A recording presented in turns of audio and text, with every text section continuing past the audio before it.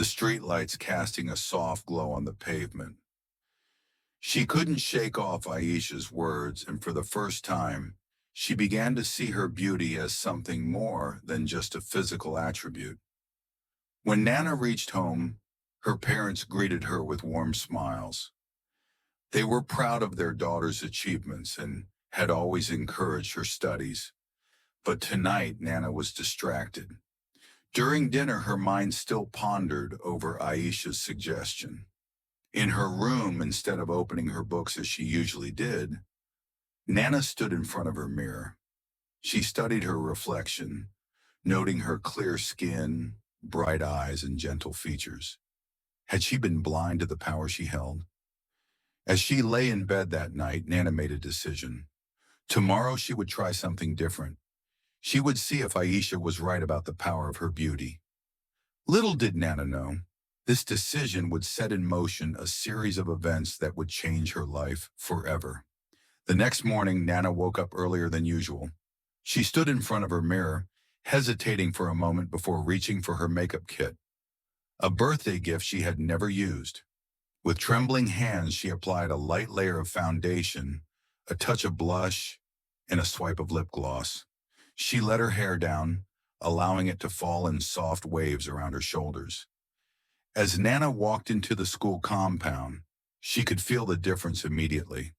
More heads turned than usual, and the whispers seemed louder. Even some of the teachers did a double take as she passed by. In Mr. Thompson's math class, Nana decided to put Aisha's theory to the test.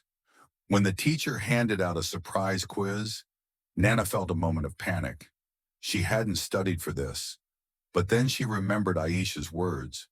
As Mr. Thompson collected the papers, Nana looked up at him and smiled sweetly. "Mr. Thompson," she said softly, "I hope I did well on the quiz. I really want to maintain my good grades in your class." Mr. Thompson seemed flustered. "I'm sure you did fine, Nana. You're my best student after all." The next day, when Mr. Thompson returned the graded quizzes, Nana was surprised to see a perfect score on her paper. She knew she hadn't answered all the questions correctly. Could Aisha have been right? Encouraged by this, Nana tried the same approach with other teachers. A smile here, a kind word there, and suddenly she found herself getting good grades on tests she hadn't studied for. At first, it felt like a relief. She could finally get some rest instead of staying up all night studying. As the days passed, Nana found herself relying more and more on her looks. She studied less, confident that a smile or a flutter of her eyelashes would be enough to maintain her top position, and for a while it worked.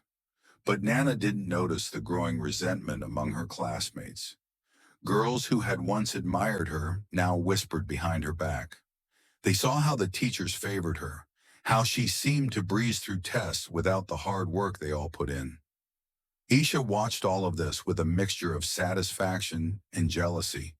She had set this plan in motion, but she hadn't expected Nana to be so successful at it. As Nana's grades stayed high while her study time decreased, Aisha's envy grew. One afternoon, as Nana was leaving school, she overheard two teachers talking in an empty classroom.